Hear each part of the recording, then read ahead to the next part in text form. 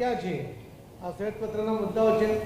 શ્વેતપત્રમાં કહેવામાં આવ્યું છે કે યુપીએ સરકારે દેશનો આર્થિક ઢાંચાને કમજોર કર્યું છે।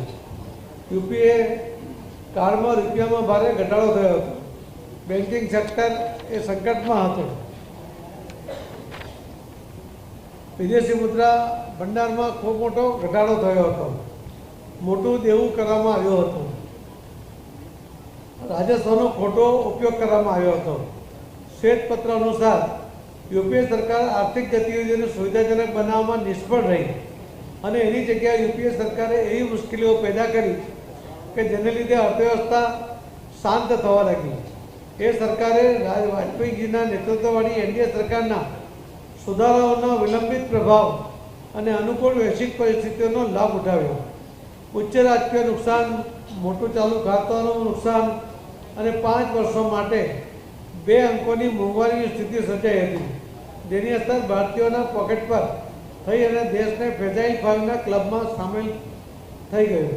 એનડીએ સરકારે સફળતાપૂર્વક યુપીએ સરકારે ઊભા કરેલા પડકારો પાર કર્યા છે અને ભારતને વિકાસના માર્ગ પર મૂકવા માટે કઠિન નિર્ણયો પણ લીધા છે। વર્ષ 2024માં પ્રધાનમંત્રી શ્રી નરેન્દ્રભાઈ મોદી સાહેબે દેશની જવાબદારી સંભાળી ત્યારે ભારતીય અર્થવ્યવસ્થા કટોકટીમાં હતી।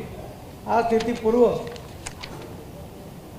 મનમોહનસિંહ સરકારનું મિસમેનેજમેન્ટ એ એના માટે એ જવાબદાર હતો।